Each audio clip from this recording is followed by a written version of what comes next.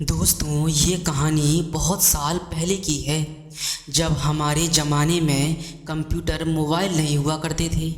लिखने का काम कलम से और कागज़ पर लिखाई होती थी। बात करने का जरिया था वो लैंडलाइन फ़ोन, जो कभी लगता था और कभी आउट ऑफ सर्विस होता था।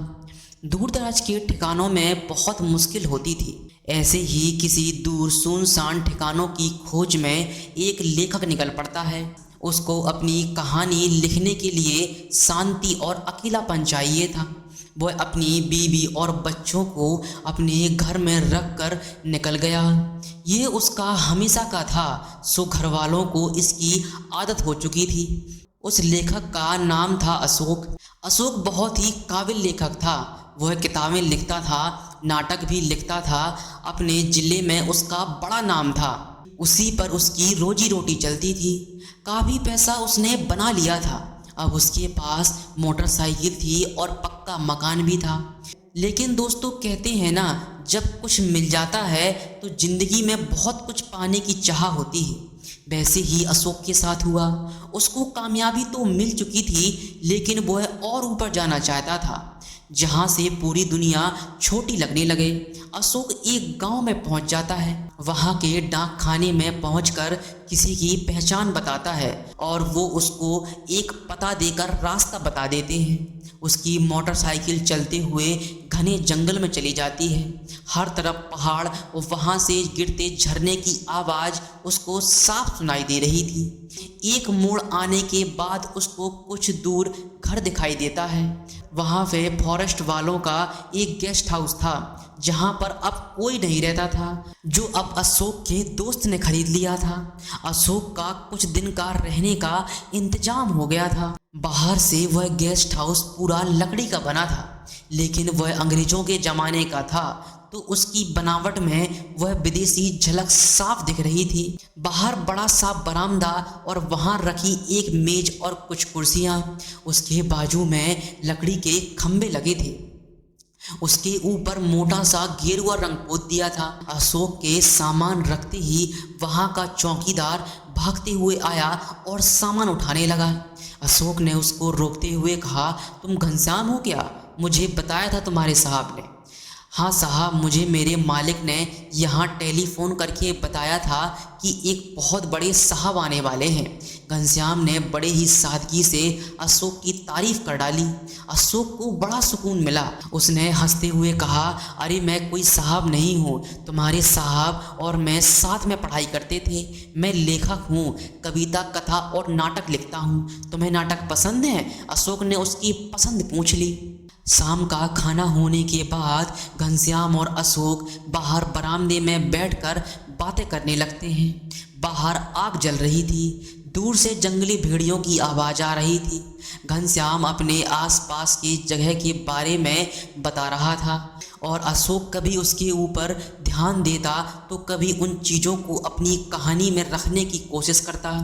बातें करते करते कब 11 बज गए पता नहीं चला। घनश्याम बोला, साहब, रात को अकेले बाहर मत निकलना। बाहर जंगली सुअर, भेड़िया, कभी कभी तो शेर भी आता है। उसको हाँ बोलकर दोनों अपने कमरे में सोने चले गए। अशोक थका होने के बाद भी उसको नींद नहीं आ रही थी। जंगल से बहुत ही डरावनी आवाज़ आ रही थी, कभी शेर की दहाड़ तो कभी उल्लू की आवाज़। बहुत ही भयानक लग रहा था। उसको लग रहा था जैसे सब कुछ उसके आसपास घूम रहा हो। वो अब लिखने का सामान खोजता है। अरे मैं तो कलम लाना ही भूल गया। लगता है सामान से कहीं गिर गई या फिर मेरे बच्चे ने निकाल लिया होगा। उसके सामान में बस एक स्याही की बोतल मिली। आज उसका दिन बेकार जाएगा, ऐसा सोचकर वह वहाँ रखी अलमारी में कुछ खोजने लगता है। अशोक को अचानक पुराने कपड़े में लिपटा हुआ एक बॉक्स मिलता है। वह बड़े ही आश्चर्य से उसको खोलता है। अरे वाह, मेरा काम तो बन गया। पेन भी है और एक बढ़िया सी डायरी भी। शायद मेरे दोस्त ने मेरे लिए ला कर रखी होगी। उसको पता है मैं लेखक हूँ। अपने दोस्त का शुक्रिया अदा कर वह उस पेन में स्याही डालता है और वह डायरी खोलता है। वह डायरी बाहर से बहुत ही पुरानी थी, लेकिन अंदर से एकदम नई जैसी लग रही थी। अशोक घर के अंदर था, लेकिन दूर से झरनों के पानी की आवाज़ वहां तक पहुंच रही थी। उसने डायरी के पन्ने खोले और उसने उसमें लिखा, मौत का राज। जैसे ही उसने ये लिखा, जंगल में कोई शिकार हो गया। बहुत जोर की आवाज़ आने लगी। पंछी इतनी रात को उड़ने लगे। सारे जंगल में हलचल होने लगी। अशोक को भी बड़ा मजा आया। यह जगह उसके लिखने के लिए बहुत ही सही थी। वह अब लिखना चालू करता है। वह अपनी कहानी में एक राज के बारे में लिखता है। कोई मनहूस साया अचानक से लोगों की बस्ती में आता है और एक एक करके लोगों को मौत के घाट उतारता है। किसी को कुछ भी समझ नहीं आता कि यह सब क्या हो रहा है। लोग भगवान को याद करके सोते और सुबह मौत के हवाले हो जाते। वह अपनी कहानी में लिखता है कि वह अब कहानी ख़त्म करने वाला है।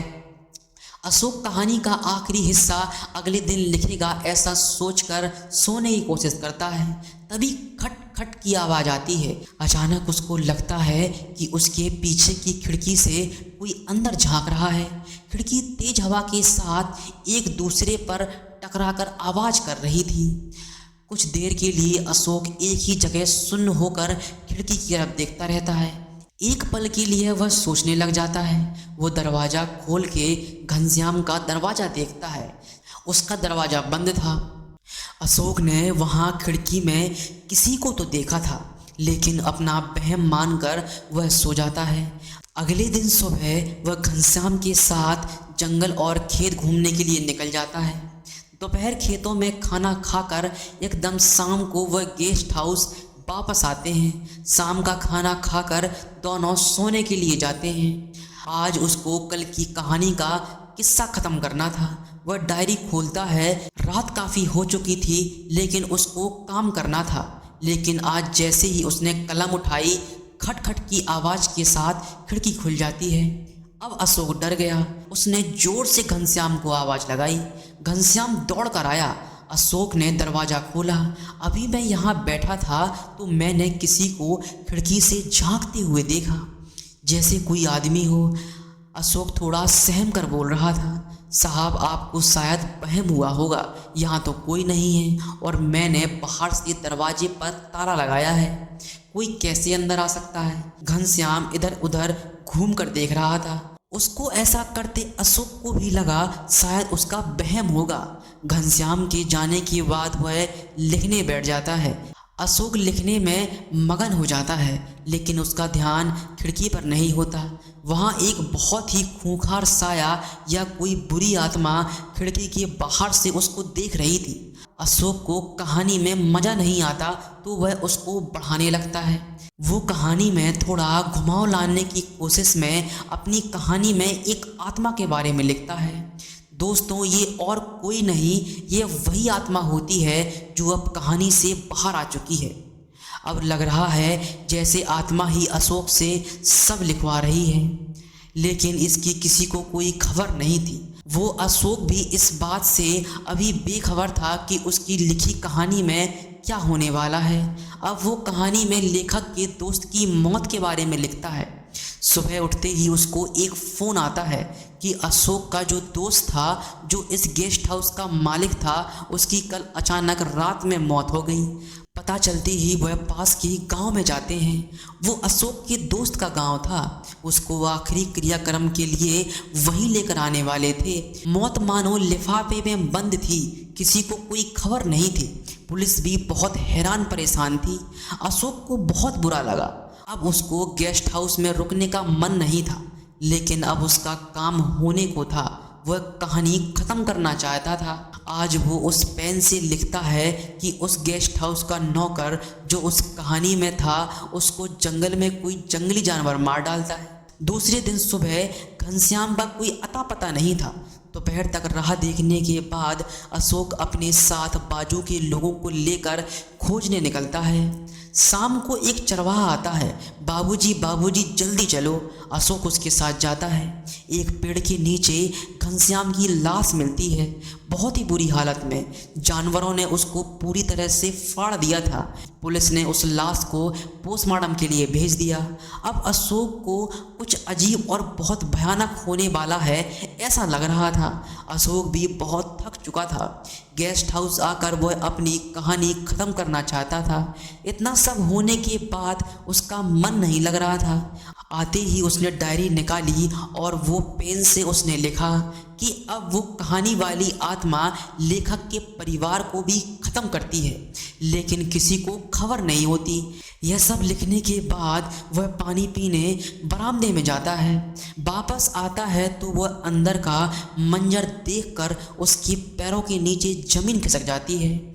उसकी डायरी के पास एक बहुत ही डरावनी आत्मा खड़ी थी, अशोक की तरफ देख रही थी। अशोक चिल्ला उठा। बाजू के घर वाले भी आए, उन्होंने भी उस आत्मा को देखा। कुछ देर वहीं रुककर वो अचानक गायब हो गई। अशोक ने अपनी कहानी वाली डायरी उठाई और उसको गौर से देखने लगा। उस पेन से लिखी हर चीज़ उसके सामने जैसे जन्म ले रही थी। उसको यकीन नहीं हुआ, लेकिन उसने उस कहानी में जो भी लिखा था वह सब हो चुका था। अशोक ने लेखक के परिवार की मौत के बारे में भी लिखा था। लिखा हुआ अब मिट नहीं सकता था, इसलिए अपनी गाड़ी लेकर बहुत तेज वह अपने घर की तरफ निकल जाता है। कहीं ना कहीं उसको यह एहसास हो चुका था कि उस डायरी या पेन की वजह से मौतें हो रही हैं। अब वह जो भी लिखता है वह सब असलियत में हो रहा था, लेकिन देर हो चुकी थी। घर के बाहर अशोक के रिश्तेदार थे, बहुत भीड़ थी। अशोक को सदमा लग गया, उसको चला नहीं जा रहा था। वह एक जगह गिर गया। उसको बीवी और बच्चों की तस्वीर सामने दिखने लगी। उसका हंसता खेलता परिवार खो गया। एक ही झटके में उसका सब कुछ छिन गया। अशोक खुद को संभाल नहीं पा रहा था। अपनी लिखी कहानी पर उसको बहुत गुस्सा आ रहा था। उसने अपनी पत्नी की चिता में वह डायरी फेंक दी जिसमें वह कहानी थी। शाम को सब रिश्तेदार जाने के बाद वह अपने आप को कोसते हुए रात तक रोता रहा। लेकिन रात को अचानक खिड़की में वही डरावना खूंखार साया दिखाई दिया और उसको एकदम से याद आया। उसने डायरी तो जला दी, लेकिन गेस्ट हाउस से निकलने से पहले ही उसने अपनी कहानी का अंत लिख दिया था। उस लेखक की मौत एक राज बनकर रह गई।